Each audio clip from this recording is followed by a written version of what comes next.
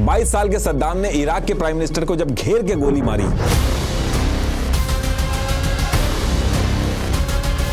सद्दाम के बंदे जब यूएस प्रेसिडेंट बुश को कार बॉम्ब में उड़ाने के लिए जब कुवैत पहुंचे,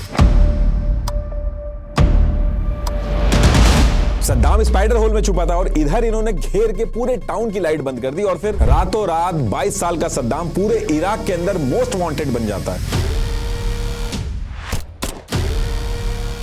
मातम और ताजिया को बैन कर दिया गया और शिया मुस्लिम्स की नमाज में जो लाइंस थी, बीच कैबिनेट मीटिंग में सद्दाम ने बंदूक निकाली और हेल्थ मिनिस्टर को गोली मार दी। सद्दाम जिस एरिया में छुपा था उस लोकेशन का कोड रखा गया वोल्वरिन 1 और थर्मल स्कैनर से जो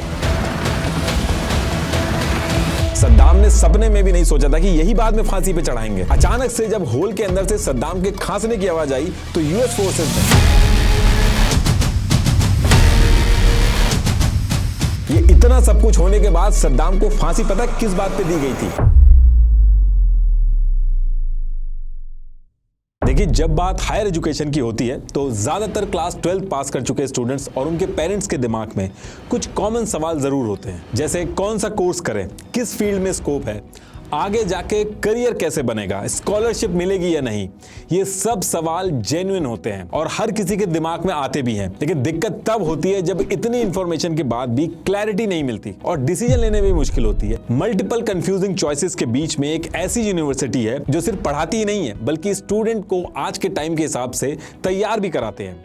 KR मंगलम यूनिवर्सिटी। ये यूनिवर्सिटी एक ऐसी जगह है जहां एकेडमिक्स के साथ साथ स्टूडेंट्स को real world exposure, modern labs, internship, mentorship और नए आइडियाज पे काम करने का एनवायरनमेंट मिलता है। इनोवेशन और स्टार्टअप कल्चर यहाँ पे एक्टिवली सपोर्ट किया जाता है, जो आज के टाइम में बहुत जरूरी है। और यहाँ के कुछ रीसेंट अचीवमेंट्स के बारे में बताऊं तो यहाँ के एक स्टूडेंट को 56.6 लाख पर एनम का पैकेज मिला और एक स्टूडेंट ने अपने स्टार्टअप के लिए 1 करोड़ रुपीस की फंडिंग रेज की। लेकिन KR मंगलम यूनिवर्सिटी की असली स्ट्रेंथ सिर्फ प्लेसमेंट्स या नंबर्स में नहीं है, बल्कि उस अप्रोच में है जहां हर स्टूडेंट को सेंटर में रखा जाता है और उनके गोल्स, इंटरेस्ट और फ्यूचर को ध्यान में रख के गाइडेंस दी जाती है। तो अगर आप भी किसी ऐसे एनवायरनमेंट की तलाश में हैं जो सिर्फ एक डिग्री नहीं बल्कि एक क्लियर डायरेक्शन दे और करियर बनाने में हेल्प करे, तो आज ही KR मंगलम यूनिवर्सिटी के काउंसलर से जाके जुड़े और अपनी सक्सेस स्टोरी लिखिए। Link is in the description. तो टॉपिक पे वापस आते हैं। देखिए, इंडिया से ये इस तरफ ये है इराक और इराक के अंदर एक जगह है तिक्रित और तिक्रित के पास एक गांव पड़ता है अल आजा। और जब ईयर 1937 का टाइम था तो इस गांव में एक हुसैन अब्द अल मजिद नाम का चरवाहा रहता था और उसके साथ उसकी प्रेग्नेंट वाइफ सुबह तल्फा भी रहती थी, जो आने वाले कुछ ही महीने में सद्दाम हुसैन को जन्म देने वाली थी। अब इससे पहले कि सद्दाम पैदा होता, सद्दाम के जो फादर थे हुसैन, इनकी डेथ हो जाती है। इस इंसिडेंट की वजह से सद्दाम की मदर सुबह तुल्फा को बहुत बड़ा झटका लगता है, क्योंकि थोड़े दिन पहले उनका एक और लड़का था, उसकी भी डेथ हुई थी। तो वो डिप्रेस हो जाती हैं, सुपरस्टिशन में भी वो बिलीव करती थी। तो उनको लगा कि ये जब से प्रेग्नेंट हुई हैं तब से सारी चीजें खराब हो रही हैं और फाइनेंशियली भी बहुत वीक थी। तो वो डिसाइड करती हैं कि अब इस बच्चे को पैदा करके कोई फायदा नहीं है। और इससे पहले कि वो कोई गलत स्टेप लेती, बगल में एक जूस फैमिली थी, उन्होंने लास्ट मोमेंट पे आके सुबह को समझा के उस बच्चे को बचा लिया और फिर 28 अप्रैल 1937 को उस बच्चे का जन्म होता है, जिसका नाम रखा जाता है सद्दाम हुसैन अब्द अल मजीद अल तिक्रिती। अब सद्दाम के पैदा होने के बाद उसकी मदर जैसे तैसे करके काफ़ी चीज़ें मैनेज करती हैं, लेकिन फाइनेंशियल कंडीशन इतनी ख़राब थी और सिंगल मदर थी तो मैनेज नहीं हो रही थी उनसे चीज़ें। तो फिर इन सारी चीज़ों की वजह से वो ईयर 1940 में सद्दाम को उसके मामा, जो कि बगदाद में रहते थे, वहाँ भेज देती हैं और भेजने के कुछ टाइम बाद खुद एक इब्राहिम हसन नाम का आदमी था, उससे दूसरी शादी कर लेती है। तो अब यहाँ से 3 साल का सद्दाम अपने मामा खैरल्ला तल्फा, जो कि इराक की आर्मी में एम्प्लॉयड थे, उनके पास बगदाद में पहुंच जाता है। अब सद्दाम यहाँ पे पहुंच तो गया था, लेकिन सद्दाम के अपने मामा के पास पहुंचने के कुछ ही महीने बाद एक और दिक्कत स्टार्ट हो जाती है। होता क्या है कि इस टाइम पे इराक के अंदर हैशमाइट डायनेस्टी रूल कर रही थी, लेकिन ये कहने के लिए थी, लेकिन एक्चुअल में इराक की मिलिट्री, एडमिनिस्ट्रेशन और ऑयल कॉन्ट्रैक्ट्स जो थे वो सब ब्रिटिशर्स के हिसाब से कंट्रोल होते थे। हैशमाइट डायनेस्टी बस एक पपेट गवर्नमेंट की तरह रूल कर रही थी। तो ये सारी चीजें चल रही थी। इनकी वजह से इराक आर्मी के अंदर कुछ टॉप रैंक के आर्मी ऑफिसर्स थे, वो बहुत ही गुस्सा थे इराक की इस पपेट गवर्नमेंट से। तो वो क्या करते हैं, इस पपेट गवर्नमेंट के खिलाफ एक ग्रुप बना लेते हैं गोल्डन स्क्वायर नाम से, और इस ग्रुप को सद्दाम के मामा भी सपोर्ट कर रहे थे। तो जिस टाइम पे सद्दाम अपने मामा के पास पहुंचा था, उसी टाइम पे ये जो इराक के जो ऑफिसर्स थे जिन्होंने ग्रुप बनाया था गोल्डन स्क्वायर से, जिसमें सद्दाम के मामा भी थे, ये लोग अप्रैल 1941 में इराक की गवर्नमेंट पे हमला करके तख्तापलट कर देते हैं और हैशमाइट रूलर्स को हटा देते हैं। लेकिन ये चीज काम करती नहीं है, क्योंकि एक महीने के अंदर ही मई 1941 में ब्रिटिशर्स वापस हमला करते हैं और इन सारे ऑफिसर्स को जेल में उठा के डाल देते हैं और जो पुराने रूलर्स की गवर्नमेंट थी उनको वापस एस्टैब्लिश कर देते हैं। तो इसी टाइम पे सद्दाम के मामा भी जेल चले गए थे और इसी वजह से सद्दाम की मदर, जो दूसरी शादी कर चुकी थी, वो सद्दाम को वापस अपने पास बुला लेती है और सद्दाम वापस तिकरित पहुंच के अपनी मदर और स्टेप फादर के साथ रहने लगता है। लेकिन सद्दाम का जो स्टेप फादर था वो सद्दाम को बहुत ज्यादा मारता था, खाने को नहीं देता था, पढ़ने की बजाय पैसा कमा के लाने को बोलता था और डेली चोरी करने के लिए भी भेजता था। ये सद्दाम की जिंदगी के सबसे टफ टाइम में से एक था। अब इसके कुछ टाइम बाद क्या होता है, ईयर 1947 में सद्दाम के मामा जेल से छूट के वापस आ जाते हैं। तो सेम ईयर जब 10 साल का सद्दाम था, वो अपने स्टेप फादर के घर से जान बचा के भाग के अपने मामा, जो कि बगदाद के अल खर्क मोहल्ला में रहते थे, वहां पहुंच जाता है और फिर धीरे धीरे सद्दाम यहीं पे अपने मामा के साथ रहना स्टार्ट कर देता है। अब इसके कुछ टाइम बाद सद्दाम के जो मामा थे वो सद्दाम को वहीं अल खर्क स्कूल था वहां पे एडमिशन करवा देते हैं। तो सद्दाम स्कूल में भी जाता था और खाली टाइम में छोटे मोटे काम करता था, जैसे सिगरेट वगैरह भी बीच बीच में बेचता था और पैसे कमाता था। और ये जो पूरा टाइम था, जैसे जैसे सद्दाम बड़ा हो रहा था, सद्दाम के ऊपर उसके मामा की जो आइडियोलॉजी थी उसका इन्फ्लुएंस पूरी तरीके से हो गया था। सद्दाम के मामा जो थे, ये अंग्रेजों ने जो पपेट गवर्नमेंट बैठा रखी थी इराक में, इसके बिल्कुल खिलाफ थे, प्रोटेस्ट करते थे, नेशनलिस्ट थे, सुन्नी सुप्रीमेसी और अरब यूनिटी में बिलीव करते थे कि ये वेस्टर्न कंट्रीज का इन्फ्लुएंस खत्म करो मिडिल ईस्ट से और सारे अरब देश मिलके एक देश बनाओ, एक फ्लैग रखो पूरे अरब देश का। और यही सेम आइडियोलॉजिकल फ्रेमवर्क सद्दाम की आइडियोलॉजी का भी मेन फाउंडेशन बन जाता है। सद्दाम अपने मामा को हीरो की तरह देखता था। गवर्नमेंट के खिलाफ जो प्रोटेस्ट वगैरह होते थे उसमें भी सद्दाम अपने मामा की तरह बहुत कम एज में जाने लगा था। सद्दाम का एक सपना था कि वो भी अपने मामा की तरह इराक आर्मी को ज्वाइन करेगा। इसके लिए उसने आर्मी के एंट्रेंस एग्जाम भी दिए, लेकिन सब में वो फेल हो गया। अब इसके कुछ टाइम बाद ईयर 1954 आता है और सद्दाम बड़ा हो जाता है। तो सद्दाम के मामा उसका admission college of law university of Baghdad में करवा देते हैं। और कॉलेज में जब सद्दाम पहुंचता है तो यहां पहुंचने के बाद एक स्टूडेंट लीडर की तरह सद्दाम बनने लगता है। इस टाइम पे सद्दाम ने अपने साथ स्ट्रीट बॉयज और लोकल गुंडे जो थे वो भी जोड़ लिए थे और जब गवर्नमेंट के खिलाफ प्रोटेस्ट होते थे तो अपने आदमियों के साथ ये गन लेके जाता था और उस एरिया की जो लोकल शॉप्स वगैरह होती थी जिनके दुकानदार गवर्नमेंट की पॉलिसी को सपोर्ट करते थे, इनको सद्दाम और सद्दाम के लोग जो थे वो मारते थे और शॉप बंद करने को कहते थे। तो एरिया के अंदर सद्दाम का दबदबा धीरे धीरे बनने लगा था। अब इसी टाइम पे एक चीज ऐसी होती है जो सद्दाम और इराक का फ्यूचर बदल के रख देती है।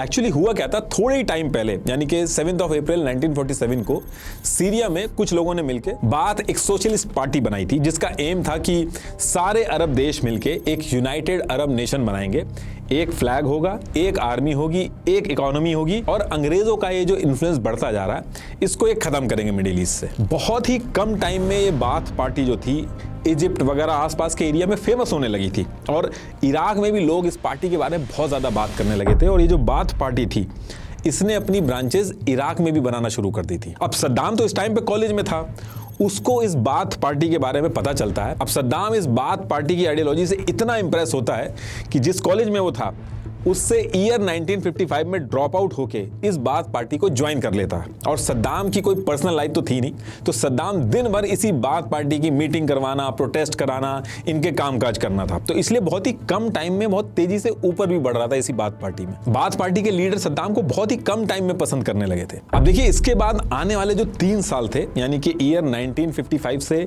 1958 का जो टाइम था, इस टाइम पे इराक की सिचुएशन ये हो गई थी कि एक तरफ ब्रिटिश बैग हैशमाइट डायनेस्टी की गवर्नमेंट इराक के ऊपर रूल कर रही थी, दूसरी तरफ सद्दाम वाली जो बाथ पार्टी थी वो इराक की इस गवर्नमेंट को अपोज कर रही थी और छोटे छोटे प्रोटेस्ट कर रही थी उनके खिलाफ।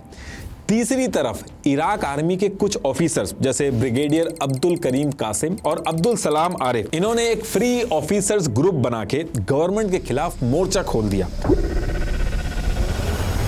और इराक की जो आम जनता थी वो भी गवर्नमेंट के खिलाफ हो चुकी थी। कुल मिला के सब ये चाहते थे कि कैसे भी करके जो ब्रिटिश बैग्ड पपेट गवर्नमेंट है ये यहां से हटे। और फिर 14 जुलाई 1958 को फाइनली वो दिन आता है और जैसा लोग चाह रहे थे वैसा हो जाता है। इराक आर्मी के जो ऑफिसर थे जिन्होंने ग्रुप बनाया था फ्री ऑफिसर्स ग्रुप, जिसको आर्मी ऑफिसर कासिम और आरिफ लीड कर रहे थे, ये किंग फैजल और रॉयल फैमिली को मार के इराक के अंदर जो 37 ईयर पुरानी मोनार्की को खत्म करके तख्ता पलट कर देते हैं और खुद रूल करने लगते हैं। On the 14th of July 1958, Iraq has witnessed a dramatic turn of events as the monarchy falls.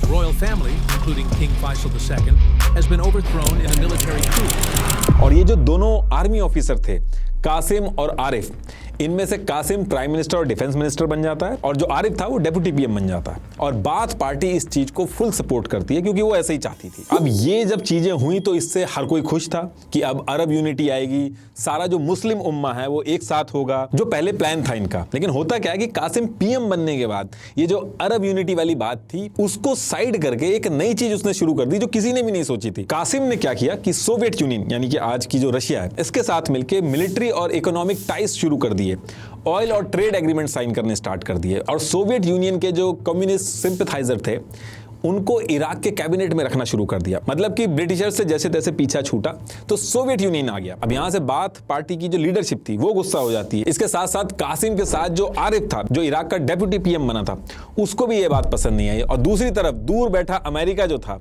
वो भी गुस्सा हो जाता है कि ये पूरा ऑयल रिच इराक जो है वो सोवियत यूनियन के हाथ में जा रहा है। और फिर यहां से ईयर 1959 के स्टार्टिंग में एक नया गेम शुरू होता है। अमेरिका की CIA इराक की बाथ पार्टी के टच में आना शुरू कर देती है और बाथ पार्टी और CIA मिलके प्लान बनाते हैं ये जो कासिम है, जो हर चीज की जड़ है, इसी को रास्ते से हटाना होगा। और ये सारी चीजें मैं आपको बता रहा हूं, ये कोई कॉन्स्पिरेसी थ्योरी नहीं है।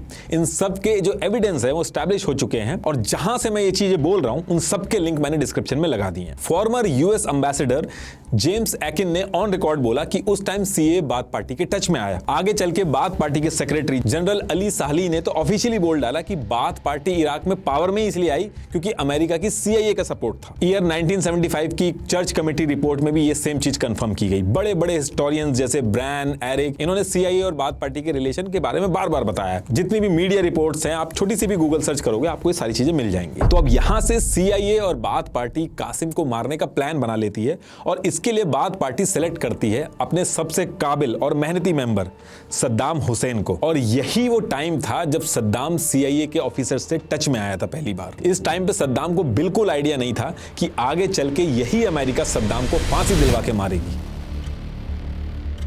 और ये जो CIA और सद्दाम के टच में आने वाली बात है, ये US इंटेलिजेंस डिप्लोमेट्स और इंटेलिजेंस ऑफिशियल्स ने यूनाइटेड प्रेस इंटरनेशनल को कंफर्म करी है। एग्जैक्टली ये लाइन लिखी थी उसमें, आप पॉज करके पढ़ लेना। तो अब यहां से प्लान ये था कि 7 अक्टूबर 1959 को इराक के पीएम कासिम का जो काफिला है वो अल राशिद स्ट्रीट बगदाद से जैसे ही निकलेगा, इस टाइम पे सद्दाम और उसके साथ बाथ पार्टी के 6 और लोग होंगे, यहां जाएंगे और पीएम कासिम के काफिले पे गोली चला के कासिम को मार देंगे। तो एज पर प्लान 7 अक्टूबर 1959 को पीएम कासिम का काफिला अल राशिद स्ट्रीट पे पहुंचता है जहां सद्दाम और उसके साथी घात लगाए बैठे हुए थे। और जैसे ही काफिला पास में आता है ये लोग फायरिंग स्टार्ट कर देते हैं। इस फायरिंग में पीएम के ड्राइवर की जान चली जाती है। पीएम कासिम के कंधे पे गोली लगती है लेकिन पीएम कासिम बच जाते हैं और फायरिंग में सद्दाम के पैर पे भी गोली लगती है। कुल मिला के जो प्लान था वो फेल हो जाता है। पीएम कासिम तो बच जाता है और फिर इसके बाद कासिम इतना गुस्सा होता है कि हॉस्पिटल में ही बैठे बैठे बाथ पार्टी और सद्दाम के अगेंस्ट एक्शन लेने के ऑर्डर दे देता है और फिर चारों तरफ सद्दाम को ढूंढना स्टार्ट किया जाता है।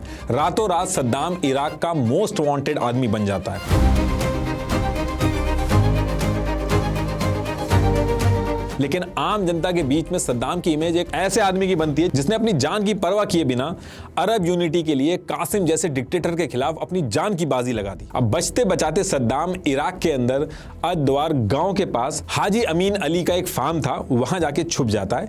ये लोकेशन बहुत इंपॉर्टेंट है क्योंकि आगे चल के अभी जब अमेरिका सद्दाम को पकड़ेगा स्पाइडर होल से तो उस टाइम भी सद्दाम इसी एरिया में छुपा था। अभी आएगा आगे पूरी प्लानिंग बताऊंगा आपको कि कैसे पकड़ा गया था सद्दाम को स्पाइडर होल के अंदर से। तो अब इसके बाद क्या होता है कि जब सद्दाम के लिए छुपना एकदम मुश्किल हो गया तो बाथ पार्टी की लीडरशिप ने सद्दाम को इल्लीगल रूट से सीरिया पहुंचा दिया और फिर सीरिया से सद्दाम CIA की हेल्प से इजिप्ट में पहुंच जाता है। और इजिप्ट में बाथ पार्टी का पूरा सेंटर बना हुआ था। इजिप्ट के अंदर अमेरिका की CIA और इजिप्ट की इंटेलिजेंस मिलकर काम कर रही थी। इजिप्ट पहुंचते ही सबसे पहले तो इजिप्ट के प्रेसिडेंट सद्दाम को पॉलिटिकल असाइलम दे देते हैं और फिर सद्दाम यहीं रह के बाथ पार्टी को स्ट्रॉन्ग करता है डे बाय डे। और फिर ईयर 1962 में इजिप्ट के कायरो लॉ स्कूल में सद्दाम का एडमिशन करा लिया जाता है और इसके नेक्स्ट ईयर सद्दाम अपने मामा की लड़की से शादी कर लेता है। इस पूरे टाइम सद्दाम इजिप्ट के अंदर रह के बाथ पार्टी के फाउंडर माइकल अफलाक और वहीं पे इजिप्ट के अंदर जो US एम्बेसी थी वहां पे जो CIA के ऑफिसर्स थे माइल्स कोपलैंड और CIA स्टेशन चीफ जिम, इनसे कॉन्टिन्यू कंटिन्यूअसली सद्दाम टच में रहता है। ये सारी चीजें जो मैं बता रहा हूं इनको यूनाइटेड प्रेस इंटरनेशनल की रिपोर्ट ने कंफर्म किया है कि इजिप्ट के अंदर CIA के ऑफिशियल्स सद्दाम का जितना भी लिविंग एक्सपेंस और ट्रेनिंग का खर्चा था वो सब इजिप्शियन इंटेलिजेंस के कैप्टन अब्देल फरीद के थ्रू सद्दाम तक पहुंचाते थे। तो अब यहां से सद्दाम इजिप्ट में रह के बाथ पार्टी का काम कर रहा था। वहीं दूसरी तरफ इराक के अंदर मल्टीपल प्लानिंग और प्लॉटिंग के बाद 8 फरवरी 1963 को बाथ पार्टी को सक्सेस मिलती है। बाथ पार्टी ने अमेरिका की CIA और इराक आर्मी के कुछ फ्री ऑफिसर्स ग्रुप के साथ मिलकर मिनिस्ट्री ऑफ डिफेंस डिपार्टमेंट में घुस के कासिम को गोली मार के तख्ता पलट कर दिया। और अब यहां से इराक के अंदर पावर में आ जाती है बाथ पार्टी। ये जो पूरा इंसिडेंट हुआ था इराक के अंदर, अगर आप किसी से बात करेंगे तो इसको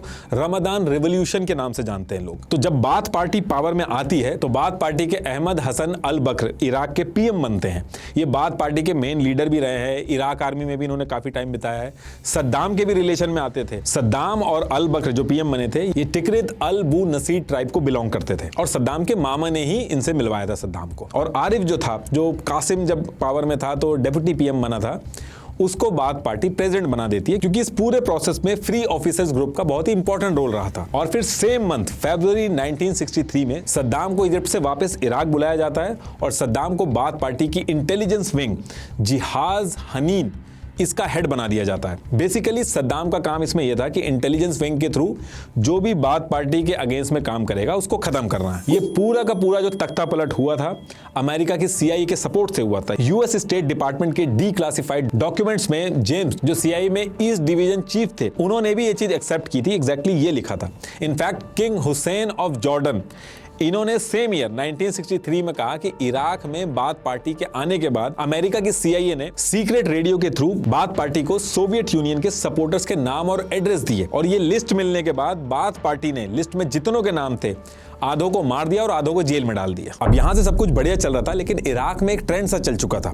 बार बार तख्ता पलट हो रहा था। बाथ पार्टी के अहमद हसन अल बकर जो PM बने थे उनकी और जो फ्री ऑफिसर ग्रुप के आरिफ थे जो प्रेसिडेंट बने थे उनमें क्लैश स्टार्ट हो जाता है। तो आरिफ जो थे उनका मिलिट्री बैकग्राउंड था, इन्फ्लुएंस भी था आर्मी के अंदर। तो आरिफ ने 18 नवंबर 1963 को बाथ पार्टी के PM हसन अल बकर को हटा के अपने ट्रस्टी ताहिर याया को PM बना दिया। और इस टाइम तक आरिफ को एक चीज समझ में आ गई थी कि बाथ पार्टी उनके रास्ते का कांटा है। तो वो इसके तुरंत बाद बाथ पार्टी को इराक में बैन कर देते हैं और बाथ पार्टी के जो मेन लीडर थे जैसे सद्दाम हुसैन उनको उठा के जेल में डाल देते हैं। कुल मिला के बाथ पार्टी और सद्दाम जो इतने टाइम से मेहनत करके पावर में आए थे वो सब बर्बाद हो चुकी थी। अब इसके अगले 2 साल तक सद्दाम और बाथ पार्टी कॉन्टिन्यूसली बैकफुट पे थी। लेकिन 13 अप्रैल 1966 को प्रेसिडेंट आरिफ जो था उसकी हेलीकॉप्टर क्रैश में जान चली जाती है। अब उसका छोटा भाई अब्दुल रहमान अरीफ प्रेसिडेंट तो बनता है लेकिन वो इतना पावरफुल नहीं था। आरिफ के जाने के बाद गवर्नमेंट वीक हो गई थी और सद्दाम हुसैन ने इसी मौके का फायदा उठाया। सद्दाम हुसैन जेल में था तो उसने क्या किया कि एक वैन ड्राइवर था जेल के अंदर, उसको पैसा देके खरीद लिया और जब सद्दाम का ट्रांसफर हो रहा था अबू नवास स्ट्रीट पे तो इस वैन ड्राइवर ने वैन को स्लो करके जो बाकी जो गार्ड थे उनको कुछ लेने के लिए भेज दिया और इसी चीज का फायदा उठा के जुलाई 1966 में सद्दाम जेल से भाग जाता है। और जेल से भागने के बाद सद्दाम तिकरित में जाके छुपता है और दोबारा से इराक के अंदर बाथ पार्टी को खड़ा करने का काम शुरू कर देता है। वो रिक्रूटमेंट स्टार्ट करता है और रिक्रूटमेंट में ट्राई करता है कि इराक आर्मी के जो सुन्नी ऑफिसर्स हैं उनको प्रेफरेंस देता है। इजिप्ट, सीरिया, इन सब जगह जो बाथ पार्टी की लीडरशिप थी उनके साथ कोऑर्डिनेट करता है। इराक के बसरा शहर के अंदर जाके अमेरिकन कॉन्सुलेट को लेटर भेज के डायरेक्ट अमेरिका से भी इराक की सरकार गिराने के लिए डील करता है। अगले 2 साल तक सद्दाम वहीं छुप के बाथ पार्टी के जो लीडर थे अहमद हसन अल बकर इनके साथ मिलकर प्लानिंग बनाता है और बाकी लोगों को जोड़ता है। और ये सारी मेहनत की थी सद्दाम ने 17 जुलाई 1968 को इसका फायदा होता है। सद्दाम इराक के अंदर तख्ता पलट करके दोबारा से बाथ पार्टी की सरकार बना देता है। जब बाथ पार्टी की सरकार बनती है तो अहमद हसन अल बकर प्रेसिडेंट बनते हैं और सद्दाम को सेकंड सबसे पावरफुल पोजीशन दी जाती है रेवोल्यूशनरी कमांड काउंसिल RCC, इसका डेप्यूटी चेयरमैन बनाया जाता है। और फिर इसके अगले ही साल सद्दाम जब 31 साल का था तो ऑफिशियली भी सद्दाम को इराक का वाइस प्रेसिडेंट बना दिया जाता है। अब यहां से सद्दाम की पार्टी और सद्दाम जब पावर में आए तो उन्होंने हर वो तरीका अपनाया ताकि बाथ पार्टी दोबारा पावर से ना जाए। वो किसी पे भी ट्रस्ट नहीं करते थे और अहमद हसन अल बकर नाम का प्रेसिडेंट था। सारे डिपार्टमेंट पे सद्दाम का कंट्रोल था। सद्दाम ने दैरत अल मुखबारत अल अम्मा इस नाम से इंटेलिजेंस ग्रुप बनाया और इसके 5 अलग अलग ब्रांचेस बनाई। इसकी फुल टाइम जॉब थी कि गवर्नमेंट की जितनी अलग अलग अलग ऑर्गेनाइजेशन है, इंक्लूडिंग इराक की मिलिट्री, सबको ट्रैक करके पता करना कि कौन सद्दाम के खिलाफ काम कर रहा है। इनफैक्ट आम जनता में भी अगर कोई सद्दाम के खिलाफ बात करता था तो सद्दाम को पता होता था। गवर्नमेंट के अंदर भी जितनी ऑर्गेनाइजेशन थी, जो भी ऑर्गेनाइजेशन जरूरत से ज्यादा पावरफुल होती थी या सद्दाम के लिए एक थ्रेट बन जाती थी, सद्दाम उसके हेड को या तो बदल देता था या जेल में डाल देता था। सद्दाम किसी पे भी ट्रस्ट नहीं करता था और हर डिपार्टमेंट में ट्राई करता था कि उसके रिलेटिव ही हेड बने और जो सद्दाम के लिए थ्रेट लगता था उसको रास्ते से हटा देता था। जैसे कहने के लिए प्राइम मिनिस्टर अब्द अर रज़ाक, ये एक बहुत बड़ी पोजीशन थी, लेकिन प्राइम मिनिस्टर अब्द रज़ाक सद्दाम के हिसाब से नहीं चल रहा था। तो सद्दाम इनके रूम में जाके इनके सर पे बंदूक लगाते हैं और पीएम की पोजीशन से हटा के यूके में भेज देते हैं और वहीं पे इस पीएम को मरवा दिया जाता है। अब इसके कुछ टाइम बाद 1 जून 1972 को सद्दाम ने एक ऐसी चीज की जिससे इराक का पॉलिटिकल और इकोनॉमिक लैंडस्केप जो था वो पूरी तरीके से बदल जाता है। उस टाइम पे क्या था कि इराक का जो ऑयल प्रोडक्शन होता था वो निकलता तो इराक में था, लेकिन उसकी ओनरशिप यूएस, ब्रिटेन और फ्रांस की कंपनीज ने एक फॉरेन कंसोर्टियम बना के अपने पास रखी थी, इराक पेट्रोलियम कंपनी, आईपीसी के नाम से। इसकी वजह से इराक, जो कि एक्चुअल में ओनर था उस ऑयल का, उसको कम प्रॉफिट होता था। ये कंट्रीज जानबूझ के ऑयल की सप्लाई को लिमिट कर देती थी ताकि ऑयल के प्राइस रेगुलेट कर सके, लेकिन इसमें इराक का बहुत नुकसान होता था। तो 1 जून 1972 को सद्दाम ने जितने कंसोर्टियम वगैरह बाहर की कंपनियों ने बनाए थे सबको उठा के बंद कर देता है और इराक के ऑयल को नेशनलाइज कर देता है, मतलब कि इराक की गवर्नमेंट के अंडर कर देता है। ये सारी वेस्टर्न कंपनीज को भगा दिया जाता है इराक से। ये पहला झटका था जो सद्दाम ने यूएसए को दिया था। ब्रिटेन वगैरह ने बहुत प्रोटेस्ट वगैरह किया, लेकिन यूएस ने तुरंत कुछ रिएक्ट नहीं किया और यहां से यूएसए को एक हिंट मिल गया था कि ये आदमी आगे चल के दिक्कत कर सकता है, लेकिन अभी सद्दाम की और चीजों में जरूरत थी तो यूएसए चुप रहता। अब सद्दाम ने ये जो फैसला लिया था इससे प्रॉफिट बहुत ज्यादा बढ़ गया था इराक में, इकोनॉमिक ग्रोथ होने लगी थी, बहुत तेजी से डेवलपमेंट स्टार्ट हो गया था। एक दिन में Saddam 3 million barrel oil produce करने लगा था। अब जो ये ऑयल से जितना फायदा हो रहा था, इसके साथ साथ एक और चीज सद्दाम ने की। सद्दाम ने इराक की मिनिस्ट्री ऑफ ऑयल को एक सीक्रेट ऑर्डर दिया कि हर साल जितना भी इराक की ऑयल इनकम होगी उसका 5% सीक्रेटली स्विस बैंक के नंबर्ड अकाउंट में चोरी से जमा किया जाएगा और इसके बारे में किसी को भी नहीं बताया जाएगा। ये पैसा सद्दाम ने बाथ पार्टी के लिए एक इमरजेंसी फंड बना के रखा था, इन केस कोई तख्ता पलट वगैरह कर दे तो काम आए। अब ये जो छोटी छोटी चीजें हो रही थी, इसकी वजह से सद्दाम की इमेज इराक के अंदर एक नेशनल हीरो की तरह बनने लगी थी और सद्दाम पॉलिटिकली और स्ट्रांग हो गया था।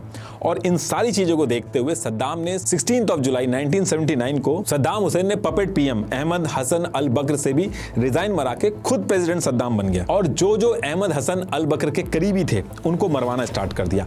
अल बकर सद्दाम का कजन था और सद्दाम के मामा ने अल बकर से मिलवाया था, इसलिए सद्दाम ने इसको जान से नहीं मारा, पीसफुली रेजिग्नेशन मरवा दिया। अब प्रेसिडेंट बनने के तुरंत बाद सद्दाम को अपनी इंटेलिजेंस एजेंसीज के थ्रू एक चीज पता चलती है कि जो पीएम अल बकर था इससे पहले, उसका एक सेक्रेटरी था, ये अपने साथ 68 और लोगों को लेके सद्दाम के खिलाफ प्लानिंग कर रहा था। तो 16 जुलाई 1979 को सद्दाम प्रेसिडेंट बनता है और 18 से 20 जुलाई 1979 को अल बकर का जो ये सेक्रेटरी था अब्दुल हुसैन मसद्दी, इसको सद्दाम उठा के पहले तो बहुत बुरा फिजिकल टॉर्चर करता है, फिर कन्फेशन कराता है कि इसने सद्दाम के खिलाफ क्या क्या किया।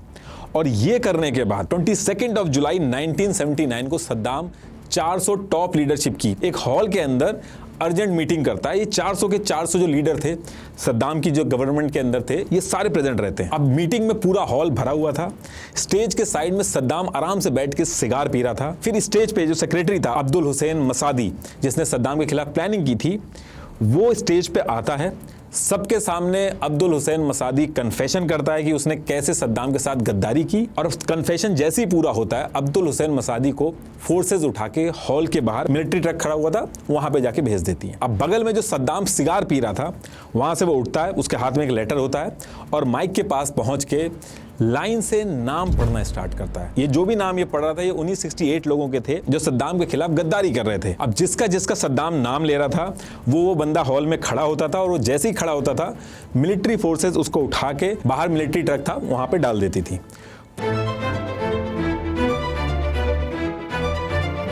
पूरे हॉल में हर कोई डरा हुआ था कि किसका नाम आ जाए और किसकी जान खतरे में आ जाए। और ये सारी चीजें इराक के अंदर लाइव टीवी पे टेलीकास्ट कराई जा रही थी। ये वीडियो अभी भी आपको यूट्यूब पे मिल जाएगा, आप देखिएगा। तो ऐसे करके 68 लोगों के नाम सद्दाम ने पढ़े सिगार पीते हुए और फिर जितने बाकी बचे हुए लोग थे उन्होंने अपनी जान बचने की खुशी मनाई। सद्दाम ने भी उनको कांग्रेचुलेशन दी कि वो लॉयल थे उसके लिए।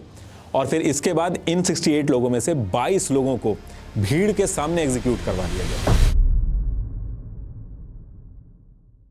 अब ये जो टाइम चल रहा था, इसी टाइम पे सद्दाम ने केमिकल वेपन के प्रोडक्शन पे भी काम स्टार्ट कर दिया था, जिसका नाम इसने प्रोजेक्ट 922 रखा था, जो आगे चल के सद्दाम के फॉल आउट का रीजन बनता भी आएगा आगे। अब देखिए, सद्दाम इराक के ऊपर रूल तो कर रहा था और बहुत ही पावरफुल पोजीशन पे भी था, लेकिन जितने टाइम बाथ पार्टी और ये सद्दाम इराक के अंदर पावर में थे, उनके ऊपर एक साइलेंट प्रेशर रहता था इराक की डेमोग्राफी को लेके। इराक के अंदर जो मेजॉरिटी थी वो शिया मुस्लिम्स की थी, 55 से 60% शिया मुस्लिम थे, और सुन्नी जो थे वो 15 से 20% थे, और बाथ पार्टी एक सुन्नी लेड पार्टी थी। तो इसलिए हमेशा इनके ऊपर एक प्रेशर और डर रहता था कि अगर इस चीज पे ढंग से ध्यान नहीं दिया या इस चीज को लाइटली लिया तो किसी ना किसी दिन एक शिया लीडर उठेगा, निकल के सामने आएगा और सद्दाम को पावर से हटा देगा। तो ये जो डेमोग्राफी का इम्बैलेंस था, इसको मैनेज करने के लिए सद्दाम ने कुछ चीजें भी की, जैसे इराक के अंदर जो भी ऑयल से प्रोडक्शन हो रहा था, जो पैसे आ रहे थे, शिया सुन्नी का पावर बैलेंस बनाने के लिए वो जो स्कीम्स आ रही थी उसको भी उसी तरीके से डिवाइड किया, शिया और सुन्नी के जो एरिया थे,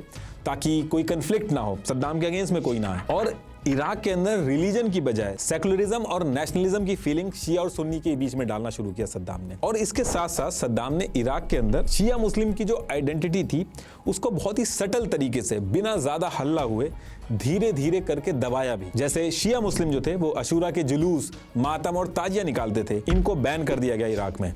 शिया मुस्लिम अजान के टाइम पे कुछ लाइन अलग बोलते थे तो उन पे भी बैन लगा दिया गया, लेकिन सुन्नी लोग जो अजान करते थे उनको बिना लाइन चेंज किए ऑफिशियली अलाउ किया गया। जो शिया मौलवीज थे कॉन्टिन्यूसली वो सर्वेलांस में रहते थे सद्दाम के। नजफ और करबला के जो शिया स्कॉलर्स थे उनको हाउस अरेस्ट कर दिया गया था, और जो इंटेलिजेंस डिपार्टमेंट था उसमें जो हेड पोजीशन थी उन पे भी सद्दाम के जो रिलेटिव या सुन्नी थे वही थे। यहां तक कि जो मुस्लिम रिलीजियस गैदरिंग भी होती थी उसको भी बैन कर दिया गया था इराक में, कि कहीं ऐसा ना हो कि ये रिलीजियस गैदरिंग जो है प्रोटेस्ट में कन्वर्ट हो जाए। तो ये एक चीज बाथ पार्टी और सद्दाम के अंदर हमेशा से एक डर बना हुआ था। और इसी टाइम पे यानी कि ईयर 1979 में एक और बड़ी दिक्कत खड़ी हो जाती है सद्दाम के सामने। इराक के पड़ोस में ईरान था, और ईरान के अंदर क्या था कि America backed Shah of Iran rule करता था, लेकिन सेम ईयर में ईरान के सारे लोग साथ में आए और ये जो America backed Shah of Iran था इसको हटा के आयतुल्ला खुमैनी को पावर में ले आए। अगर मेरी ईरान वाली वीडियो आपने देखी होगी तो उसमें सारी डिटेल्स मैंने ऑलरेडी बताई हैं आपको कि ईरान के अंदर कैसे इस्लामिक रिवॉल्यूशन हुआ था। अब सद्दाम ने जब ये देखा, उसके जस्ट बगल में ही जहां शिया लोग मेजॉरिटी में हैं, उन्होंने अपने सेकुलर डिक्टेटर को हटा के एक रिलीजियस लीडर आयतुल्ला खुमैनी को बैठा दिया। तो सद्दाम बहुत ज्यादा घबरा गया था कि ये सेम मॉडल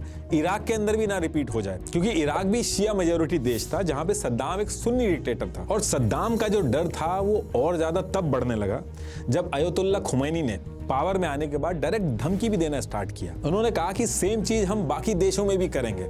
एग्जैक्ट उन्होंने ये बोला कि हमारी जिम्मेदारी सिर्फ ईरान की हद तक नहीं सीमित है, हमारी जिम्मेदारी है कि हम ईरान के इस इस्लामिक रिवॉल्यूशन को सारी दुनिया के मजलूम लोगों तक पहुंचाएं। ये लाइन भले ही सिंपल लग रही थी, लेकिन ये क्लियर अनाउंसमेंट थी मिडिल ईस्ट के अंदर जितनी भी डिक्टेटर वाली कंट्रीज थी। पावर में आते ही आयतुल्ला खुमैनी की हर स्पीच में सुदूर ए इनकलाब बोला जाता था कि अब ये जो ईरान के अंदर रिवॉल्यूशन हुआ है बाकी जगह भी ये लोग एक्सपोर्ट करेंगे। इनफैक्ट आयतुल्ला खुमैनी ने एक दिन इराक की जो शिया मुस्लिम पॉपुलेशन थी उनसे डायरेक्ट अपील कर डाली कि तुम सब एक होके ये जो Sunni elite dominated bath party की गवर्नमेंट बनी हुई है इसको हटा के पावर अपने हाथ में ले लो। सद्दाम को ये चीज बिल्कुल पसंद नहीं आ रही थी, वो मन बना चुका था कि अब कुछ ना कुछ करना होगा। इसके साथ साथ एक और दिक्कत चल रही थी ईरान और इराक में। ईरान और इराक जो थे ये एक 200 किलोमीटर की शत अल अरब रिवर थी, उसको शेयर करते थे। ये रिवर बहुत ही ज्यादा इंपॉर्टेंट थी। मैप पे आप देखोगे तो ईरान के पास तो बहुत सारे सी रूट्स हैं, लेकिन इराक के लिए एक लौता सी रूट था जहां से इराक का ऑयल एक्सपोर्ट गल्फ तक पहुंच पाता था। अब अगर ईरान का कंट्रोल इस रिवर पे आ जाए तो ईरान जब चाहे तब इराक को चोक कर सकता है। तो शुरू में तो ये था कि ईरान के अंदर America backed Shah of Iran था, तो अमेरिका ने ईरान और इराक के बीच में अल्जीयर्स एग्रीमेंट साइन करवा दिया था, जिसमें यह था कि ये ईरान और इराक जो है इस रिवर को हाफ हाफ यूज करेंगे। लेकिन अब ईरान के अंदर सिचुएशन चेंज हो गई थी। ईरान के अंदर America backed Shah of Iran हट चुका था और ईरान में भी आयतुल्ला खुमैनी आ चुका था। तो सद्दाम की इस रिवर के ऊपर पहले भी नजर थी, लेकिन पहले अमेरिका था तो वो कुछ कर नहीं पाता था, लेकिन अब सिचुएशन उल्टी हो गई थी।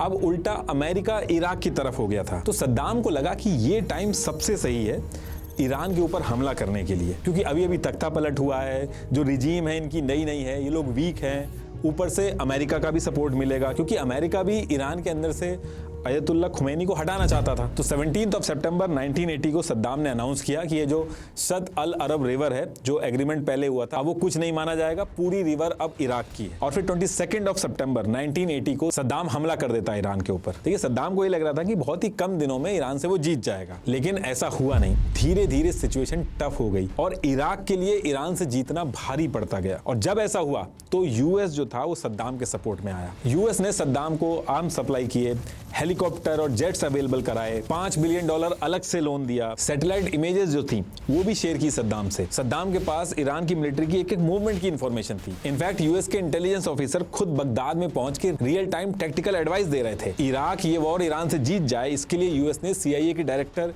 केसी और डेप्यूटी डायरेक्टर गेट्स को जिम्मा दिया था। 2013 के declassified CIA documents and foreign policy report में भी ये सारी चीजें आई थी सामने। लेकिन ये सारा कुछ करने के बाद भी सद्दाम और यूएस ने जो सोचा था उसका उल्टा हुआ।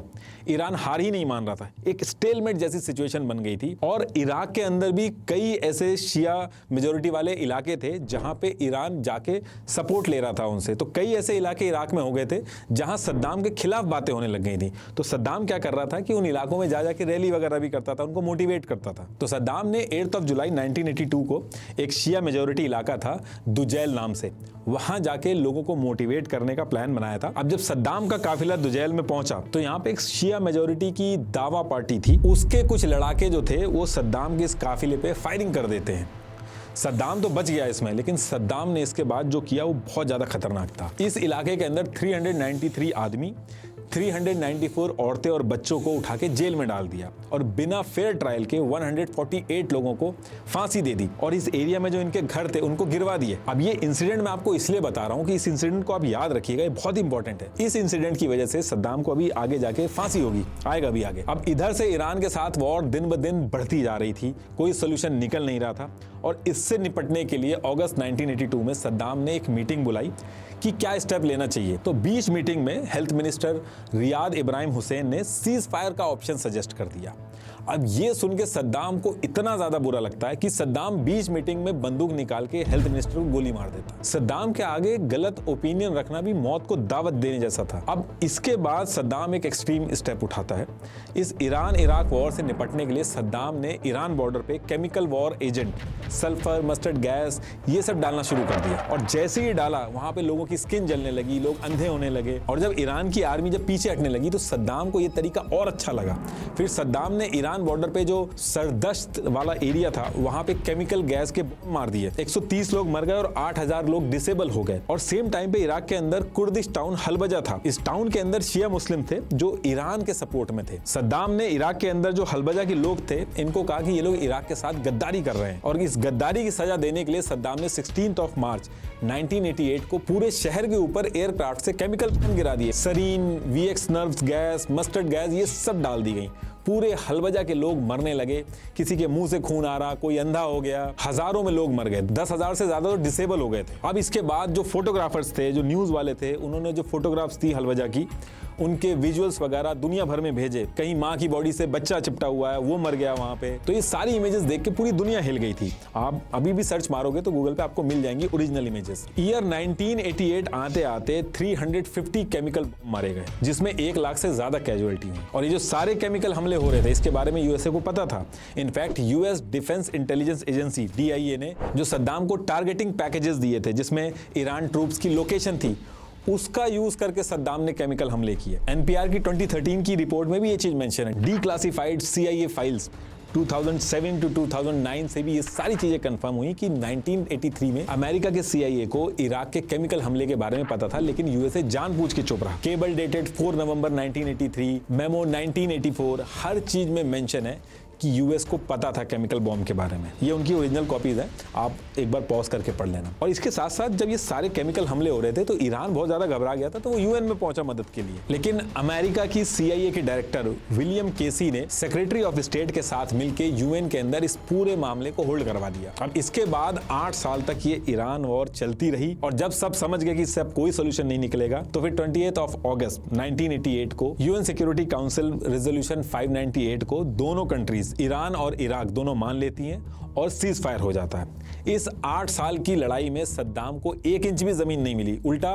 $130 बिलियन का कर्जा ऊपर से चढ़ गया। बहुत बड़ा अमाउंट था ये, इराक की जीडीपी का 1000%। लेकिन सद्दाम ने इराक में ऐसे दिखाया इस चीज को जैसे वो वॉर ही जीत गया। सद्दाम ने जो ईरान के हथियार वगैरह पकड़े थे उनको मीडिया और टीवी वगैरह में दिखाया, और जो टेक्स्ट बुक वगैरह थी उसमें सद्दाम को एक हीरो की तरह दिखाया गया। अब देखिए, ईरान और इराक की वॉर तो खत्म हो गई, लेकिन जिन आसपास के सुन्नी देशों ने सद्दाम को वॉर लड़ने के लिए ईरान के खिलाफ पैसा दिया था, जैसे सऊदी ने $25 बिलियन दिए थे, कुवैत ने $14 बिलियन दिए थे, वो अपना पैसा वापस मांगने लगे। तो सद्दाम ने ये बोला कि ये जो ईरान के खिलाफ मैंने लड़ाई लड़ी, ये तुम सबकी लड़ाई मैंने अकेले लड़ी, वरना ईरान की शिया रिजीम तुम्हारी लीडरशिप को भी गिराती और तुम्हारे देशों में भी पहुंचती। इराक ने ईरान को लड़के उसको वहीं पे रोक दिया, लेकिन कुवैत माना नहीं। उसने कहा कि जो उसने पैसा उधार दिया है वो उसको वापस चाहिए। अब देखिए, सऊदी जो था उसको यूएस का भी सपोर्ट था, और सऊदी एक बड़ा देश था। सद्दाम ने सोचा सऊदी को बाद में देखेंगे, पहले कुवैत को इराक के अंडर ले लेते हैं। और कुवैत के ऊपर सद्दाम की नजर बहुत पहले से ही थी। एक तो कुवैत में रिसोर्सेज बहुत ज्यादा थे, दूसरा शत अल अरब वाला जो रिवर का जो इशू था ईरान के साथ, वो तो इस लड़ाई में सॉल्व नहीं हुआ।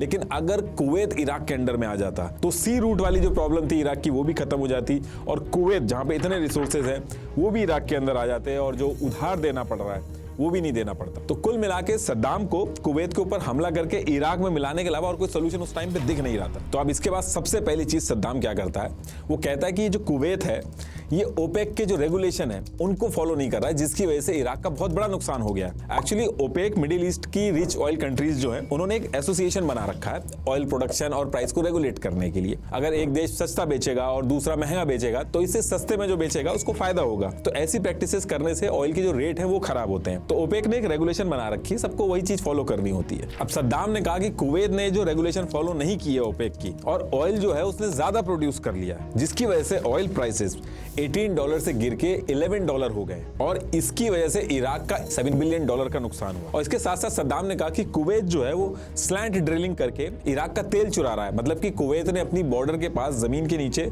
मशीन डाल के सीधा नीचे ले जाने की बजाय तेल के पाइप इराक की टेरिटरी के अंदर मोड़ के इराक का तेल चुरा लिया, जिससे $2.4 बिलियन का नुकसान हो गया। तो अब उल्टा कुवैत को पैसे वापस देने हैं, और अगर पैसे नहीं दिए तो सद्दाम हमला करेगा। अब यहां से बहुत ज्यादा टेंशन बढ़ जाती है, सबको लगने लगता है कि अब यहां से दोबारा से वॉर होगी। तो 25 जुलाई 1990 को यूएस एम्बेसडर एप्रिल गलेस्पाई बगदाद में आके मीटिंग करते हैं, समझाने की कोशिश करते हैं सद्दाम को, लेकिन सद्दाम नहीं मानता है और 2 अगस्त 1990 को कुवैत पे हमला कर देता है और उसको अपने अंडर में ले लेता है। अब यहां से यूएस के इंटरेस्ट हर्ट होने लगे और सद्दाम का बुरा टाइम चालू होने लगता। इससे पहले तो यूएस साथ में था, लेकिन जब यूएस अगेंस्ट में होता है तो ये यूएन वगैरह सब अगेंस्ट में होती है। जिस दिन सद्दाम ने किया कुवैत पे, सेम डे 2 अगस्त 1990 को यूएन कंडेमनेशन रेजोल्यूशन 660 पास करके सद्दाम को वार्निंग दी जाती है कि तुरंत के तुरंत कुवैत से बाहर निकलो, और इसके साथ साथ इराक के ऊपर बहुत भारी सैंक्शन लगाए जाते हैं। लेकिन सद्दाम मानता नहीं है और फिर 8 अगस्त 1990 को कुवैत पे कब्जा कर लेता। अब सद्दाम ने ये जो अपनी मनमानी चलाई, इसके खिलाफ 17 जनवरी 1991 को यूएस अपने साथ 42 और देशों को लेके ऑपरेशन डेजर्ट स्टॉर्म शुरू कर देता है और सद्दाम को कुवैत से बाहर कर देता है। लेकिन सद्दाम इसको भी इराक में दिखाता है कि ये वॉर भी उसी ने जीती है, और इराक के अंदर अपनी लीडर की इस्लामिक लेजिटिमेसी के लिए अपने खून से कुरान भी लिखवाता है। इराक इस टाइम पे 2 वॉर लड़के एकदम वीक हो चुका था और यूएस के सैंक्शन की वजह से कहीं ऑयल भी नहीं बेच पा रहा था। पूरे इराक के अंदर लोगों की हालत बहुत ज्यादा खराब हो गई थी। यूनिसेफ और FAO के ऑफिशियल रिकॉर्ड के हिसाब से ईयर 1995 से 1996 के बीच में लगभग 2.27 लाख से लेके 5.67 लाख तक बच्चे सिर्फ भूख और दवा की कमी से मर गए। यूएस के अगेंस्ट जाते ही सद्दाम की इमेज पूरी दुनिया के अंदर एक विलन की तरह बन गई। अब देखिए, यूएस ने कुवैत के अंदर से सद्दाम को बाहर तो कर दिया था, लेकिन यूएस की प्रॉब्लम सॉल्व नहीं हुई थी। यूएस की प्रॉब्लम तब सॉल्व होती जब सद्दाम इराक के अंदर से हटता या फिर यूएस के हिसाब से चलता। देखिए, यूएस जो है वो आज सुपर पावर है, वो उसको दिमाग में रख के नहीं चलता है। 20 साल बाद भी वो सुपर पावर बना रहे, उसको लेके करंट सिनेरियो जो चल रहा होता है उसमें स्टेप्स लेता है। इराक दुनिया की सबसे ज्यादा ऑयल रिजर्व वाली टॉप 5 कंट्रीज में आता है, और सद्दाम ने यूएस और वेस्ट की कंपनीज को ऑलरेडी उठा के इराक से बाहर कर दिया था। यूएस के लिए दूसरी दिक्कत ये थी, सद्दाम यूएस के लिए अनप्रेडिक्टेबल था और डरता नहीं था। पहले भी जब सद्दाम ने केमिकल वेपन यूज किए तो उसने ज्यादा नहीं सोचा, और जिस तरीके से सद्दाम के अगेंस्ट में यूएस खड़ा था, सद्दाम जरूर उसका रिवेंज लेता। और सद्दाम के हमेशा से न्यूक्लियर और केमिकल वेपन्स जो थे उनको डेवलपमेंट करने की भी एम्बिशंस थे। यूएस पूरी तरीके से एश्योर्ड था कि सद्दाम के हाथ में किसी भी तरीके के केमिकल और न्यूक्लियर वेपन नहीं होने चाहिए, वरना यूएस के लिए सिर दर्द बनेगा। तो इन्हीं सारी चीजों की वजह से यूएस ने जब इराक को कुवैत से निकाला था तो एक डिस्कशन ये भी यूएस में चल रहा था कि इसी टाइम पे इराक में जाके सद्दाम को पावर से हटा दिया जाए। लेकिन यूएस के जो प्रेसिडेंट थे बुश, इन्होंने साफ मना कर दिया कि इससे इराक टूट जाएगा, उसको संभालना मुश्किल होगा, इनस्टेबिलिटी आएगी मिडिल ईस्ट में और इससे यूएस की इमेज पे भी असर आ सकता है। तो इसी रीजन से सद्दाम से निपटने के लिए एक प्लान बनाया यूएस ने, जिसको कंटेनमेंट स्ट्रेटेजी बोला गया। इसमें इन्होंने डायरेक्टली इराक पे हमला करके सद्दाम को हटाने की बजाय यूएन के थ्रू इराक पे सैंक्शन लगवाए और इस चीज के क्लेम किए कि इराक जो है वो वेपन ऑफ मास डिस्ट्रक्शन बना रहा है। लेकिन यूएस ने इस चीज को साफ मना कर दिया और इस चीज को चेक करने और रोकने के लिए यूएन जो था उसने मई 1991 में ऑफिशियली इराक के अंदर अपने इंस्पेक्टर्स जो थे उनको भेजना स्टार्ट किया ताकि वो वहां जाके चेक कर सके इस चीज को कि वहां पे कोई केमिकल वेपन या फिर कोई ऐसा डेवलपमेंट प्रोग्राम तो नहीं चल रहा है। सद्दाम ने इस चीज का अपोज किया, लेकिन वर्ल्ड का प्रेशर बहुत था इराक पे, तो वो इस चीज को रोक नहीं पाया। सद्दाम चारों तरफ से फंस रहा था और सद्दाम ने बुश को जिम्मेदार माना इन सारी चीजों के लिए। और फिर इसके बाद सद्दाम एक ऐसा फैसला लेता है जिसके बारे में कभी किसी ने सोचा तक नहीं था। सद्दाम यूएस प्रेसिडेंट बुश को मारने का प्लान बनाता है। 14 to 16 अप्रैल 1993 में बुश को कुवैत आना था। सद्दाम ने 14 to 17 इराकी इंटेलिजेंस के साथ एक प्लॉट बनाया जिसमें प्लान ये था कि जहां यूएस प्रेसिडेंट बुश होगा उसके पास में ही कार में जाके ब्लास्ट कर देंगे। राद अल असादी और वाली अल गजाली इस के मेन बंदे थे, लेकिन होने से कुछ दिन पहले ही दोनों को अरेस्ट कर लिया जाता है। अब अरेस्ट होने के बाद सद्दाम के ऊपर ब्लेम आता है। सद्दाम इस चीज को डिनाई करता है, लेकिन यूएस बहुत गुस्से में था। यूएस ने इराक के ऊपर स्ट्राइक्स वगैरह भी कराई, लेकिन अब यहां से सद्दाम और यूएस की जो दुश्मनी थी वो ऑफिशियल हो चुकी थी। अब एक तरफ ये सारी चीजें चल रही थी, दूसरी तरफ यूएन के जो इंस्पेक्टर्स थे वो इराक में केमिकल वेपन ढूंढ रहे थे, लेकिन मिल नहीं पा रहा था उनको। लेकिन इसके बाद ईयर 1995 में सद्दाम हुसैन का दामाद हुसैन कमेल, जो इराक की केमिकल प्रोग्राम का चीफ भी था, ये प्रेशर में आके सब कुछ छोड़ छाड़ के जॉर्डन भाग गया और वहीं पे इसको यूएन इंस्पेक्टर जो थे उन्होंने पकड़ के इससे इंटेरोगेशन किया। तो इसने उनको सारे डॉक्यूमेंट्स हैंड ओवर कर दिए और उन डॉक्यूमेंट्स के बेसिस पे इराक में फाइनली कुछ केमिकल वेपन्स मिले और अल हकम बायोलॉजिकल फैसिलिटी भी पकड़ी गई। वहां पे भी जो चीजें पड़ी थी उन सबको डिस्ट्रॉय कर दिया गया। अब देखिए यहाँ पे थोड़ा सा कंफ्यूजन होता है कि केमिकल वेपन तो मिल गए, यूएस तो सही कह रहा था। तो देखिए ऐसा नहीं है, इस चीज को लेके कंफ्यूजन सा रहता है। यूएस का जो क्लेम था जिसके लिए इतना बड़ा इंस्पेक्शन चल रहा था वो ये था कि सद्दाम नए वेपन ऑफ मास डिस्ट्रक्शन बना रहा है, नए स्टॉक पाइल्स रेडी कर रहा है और ऑनगोइंग रिसर्च करके केमिकल और न्यूक्लियर वेपन बना रहा है। लेकिन ये जो केमिकल वेपन पकड़े गए थे ये ईयर 1991 से पहले के थे, जो 1980s में ईरान और इराक की वॉर हुई थी उसके जो लेफ्ट ओवर वेपन थे, जो डिग्रेडेड थे और इनइफेक्टिव थे। अब इसके कुछ टाइम बाद ईयर 1998 के बाद सद्दाम भी फ्रस्ट्रेट हो गया था, तो उसने यूएन के जो इंस्पेक्टर वगैरह थे इनको भी इराक से भगा दिया था, उनकी एंट्री बंद कर दी थी और जो सैंक्शन वगैरह भी लगे थे उसको लेके भी सद्दाम ने इलीगल तरीके से कुछ देशों को ऑयल बेचना स्टार्ट किया। तो कुल मिला के यूएस ने ये जो पूरा प्लान बनाया था, जो पॉलिसी बनाई थी सद्दाम के लिए, ये इनइफेक्टिव होती जा रही थी। तो इससे निपटने के लिए 31 अक्टूबर 1998 को president bill Clinton Iraq liberation act of 1998 लेके आए और पूरी दुनिया के सामने अनाउंस किया कि वो इराक के अंदर से सद्दाम को हटा के रिजीम चेंज करेंगे। अब एक तरफ ये सारी बातें चल रही थी कि सद्दाम को हटाया जाएगा, इसके लिए प्लानिंग बनेगी, तो इसी बीच क्या होता है,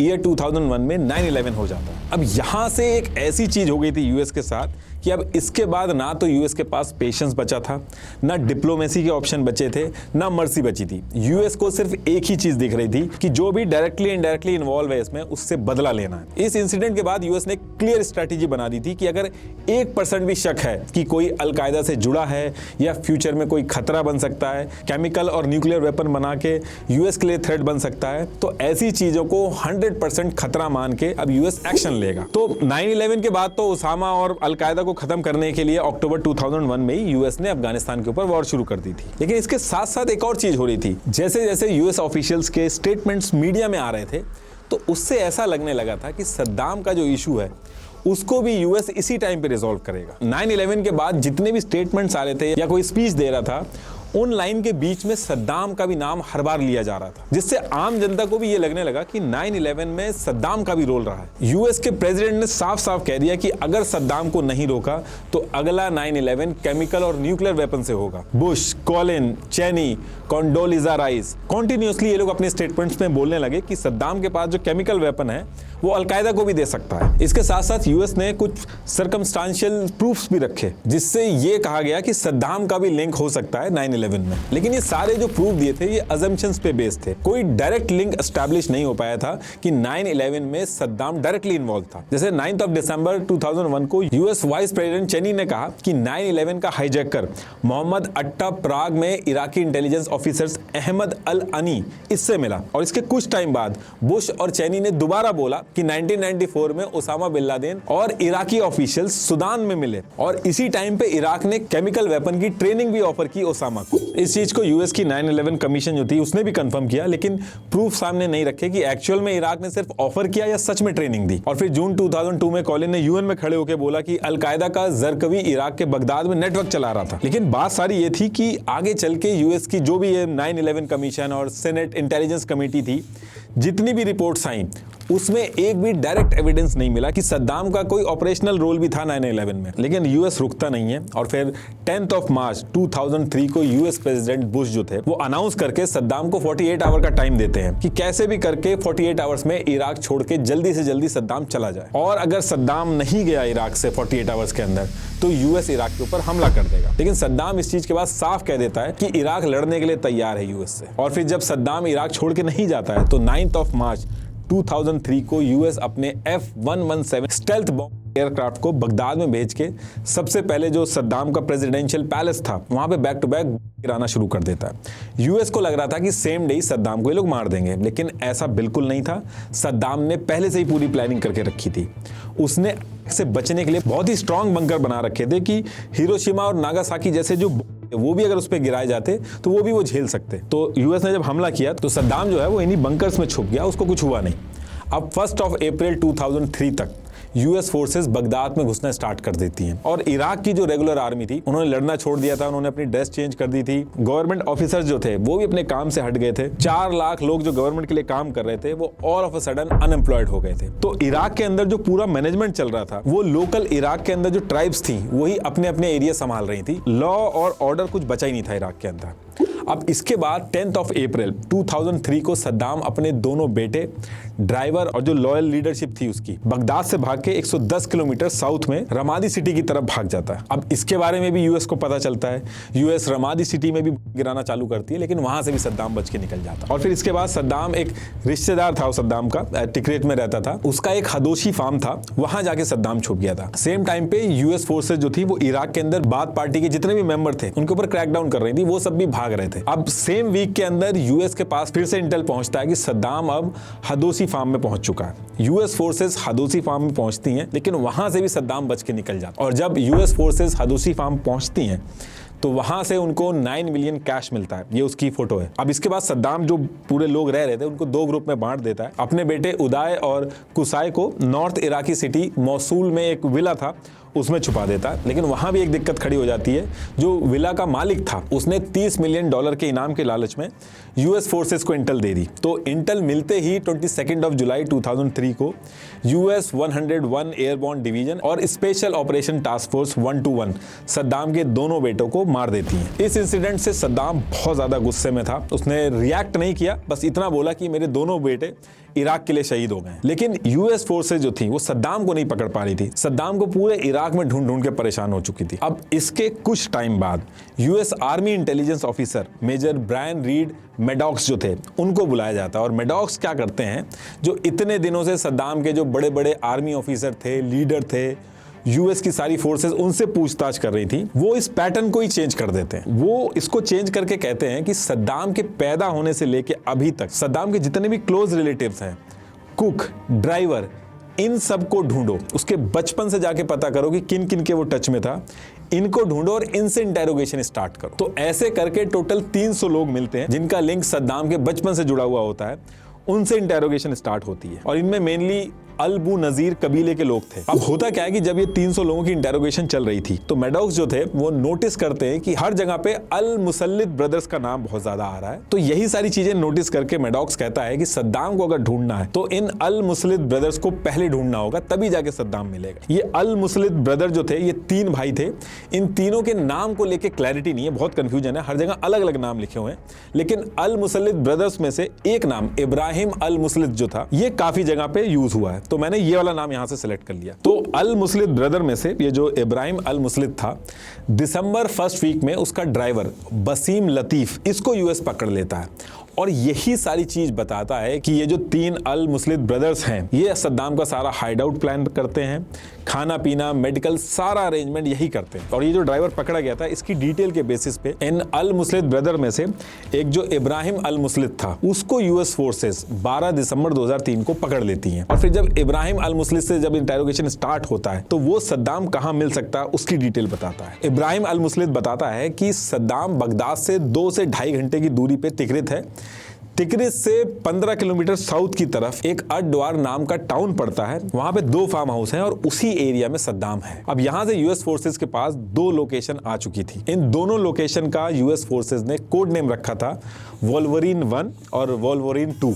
और बिना टाइम गवाए नेक्स्ट डे यानी कि 13 दिसंबर 2003 को यूएस फोर्सेस सद्दाम के लिए ऑपरेशन रेड डॉन लॉन्च कर देती हैं। 12 दिसंबर 2003 को ही रात में सारी प्रिपरेशन हो गई थी और फिर 13 दिसंबर की शाम को 6 बजे टिग्रिस रिवर के किनारे हाईवे 21 के पास के रास्ते से करीब 600 यूएस सोल्जर्स, हेलीकॉप्टर्स, डॉग्स, इनके साथ 2 ग्रुप में ये दोनों फार्म्स की लोकेशन जिनका कोड वर्ड वोल्वरिन 1 और वोल्वरिन 2 था वहां ये पहुंच जाते हैं। ये मैप में देखिए ये 2 लोकेशन थी, वो चारों तरफ से इस एरिया को घेर लिया था। अब यहां पहुंचने के बाद यूएस फोर्सेस 7:45 पे पूरे अद द्वार की इलेक्ट्रिसिटी कट कर देती हैं ताकि अंधेरे में बाकियों को दिक्कत हो, और इन लोगों के पास तो ऑलरेडी नाइट विजन ग्लासेस वगैरह थे। और इस पूरे एरिया की चारों तरफ से मॉनिटरिंग स्टार्ट हो जाती है। नीचे थर्मल स्कैनर से पूरा का पूरा सर्च ऑपरेशन जारी था। अब इसके बाद करीब 8:15 पे जो दूसरी साइड वाला फार्म हाउस था जिसका कोड वर्ड था वोल्वरिन 2, वहां से 2 आदमी घबरा के झाड़ियों की तरफ भागना शुरू करते हैं। जैसे तैसे करके यूएस फोर्सेस उनको पकड़ लेती हैं। इनमें से एक सद्दाम का कुक था और दूसरा कुक का कजन था। इनसे इंटेरोगेशन स्टार्ट करके पूछा जाता है कि सद्दाम है कहां पे, लेकिन ये दोनों कुछ बताते नहीं हैं। अब जब ये इंटेरोगेशन चल रही थी तो इनकी नजर वोल्वरिन 2 लोकेशन जो थी उससे 300 मीटर दूर एक एल शेप की झोपड़ी पे जाती है जहां छोटे छोटे रूम और किचन थे।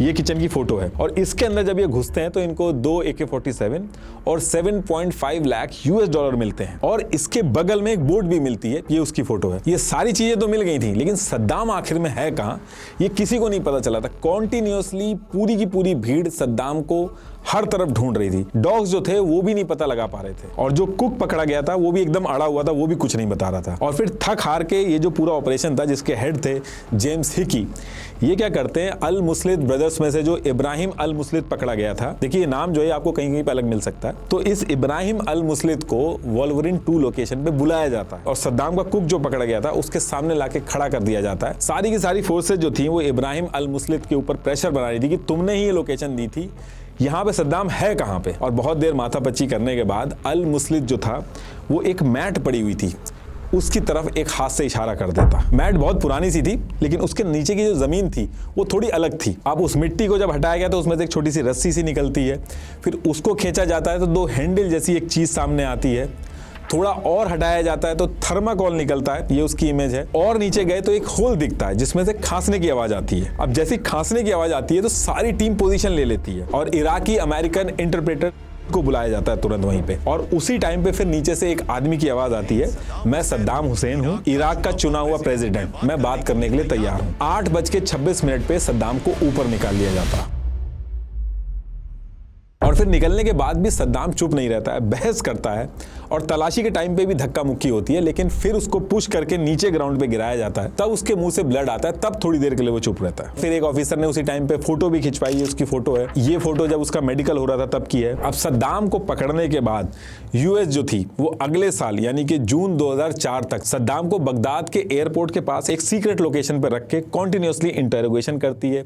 सद्दाम ने पूरे टाइम यही बोला कि 9/11 से उसका कोई लिंक नहीं है, है, उसने कोई नया केमिकल वेपन या प्रोग्राम नहीं लॉन्च किया है। और फिर सेम मंथ यानी कि 30 जून को यूएस सद्दाम को उसी टेम्परेरी गवर्नमेंट को दे देता है और फिर इसके बाद सद्दाम के ऊपर कोर्ट का केस चलाया जाता है। सद्दाम ने जो भी किया था उन सारी चीजों में से सद्दाम को जो असल में फांसी मिली, तो वो जो मैंने ईयर 1982 वाला जो दुजैल वाला जो केस बताया था, जहां सद्दाम ने बल्क में फांसियां दी थी, उसके लिए सद्दाम को फांसी की सजा सुनाई जाती है 5 नवंबर 2006 को।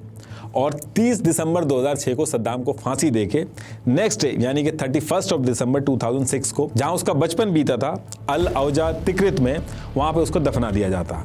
और फिर इसके बाद इराक की जो ऑयल इंडस्ट्री का नेशनलाइजेशन था, वो तो जैसा सद्दाम ने किया था वैसे ही रहा, लेकिन इराक का मार्केट यूएस और उसकी अलाइड कंट्रीज की जो प्राइवेट कंपनीज थी उनके लिए दोबारा खुल गया। इराक के ऑयल फील्ड का जो डेवलपमेंट वगैरह था वो वापस से वेस्टर्न प्राइवेट कंपनीज जो थी, जैसे बीपी, शेल, एक्सॉन मोबिल, इन कंपनियों के कंट्रोल में आ गया था। और इन्होंने इराक में ऑयल एक्सट्रैक्शन जो किया, पर बैरल फीस भी इसके लिए स्टार्ट कर ही लेना। यूएस ने तो मना किया कि ऑयल के लिए उसने ये सब नहीं किया, अपनी सिक्योरिटी के लिए किया, मिडिल ईस्ट में पीस के लिए किया, लेकिन उसके जो एक्शंस थे वो मैच नहीं कर रहे थे उससे। लेकिन एलन ग्रीनस्पैन जो कि अमेरिका के फेडरल रिजर्व के चीफ थे, उन्होंने साफ बोल दिया कि सद्दाम को हटाना वर्ल्ड ऑयल मार्केट के लिए जरूरी था, क्योंकि अगर सद्दाम सैंक्शन से फ्री हो जाता तो वो ऑयल को वेपन की तरह यूज कर सकता था। और फिर बाद में जब पेंटागन और CIA की 6 लाख पेजेस की रिपोर्ट आई, तो उसमें भी सद्दाम का कोई डायरेक्ट लिंक 9/11 से नहीं मिला। और आज की डेट तक वेपन ऑफ मास प्रोडक्शन जिसके लिए यूएस इराक में घुसा था, वो आज तक प्रूफ नहीं हुआ। लास्ट में एक बार फिर से आपको बता दूं, आज ही KR मंगलम यूनिवर्सिटी के काउंसलर से जुड़े और अपनी सक्सेस स्टोरी लिखिए। लिंक मैंने डिस्क्रिप्शन में दे दिया। Thank you.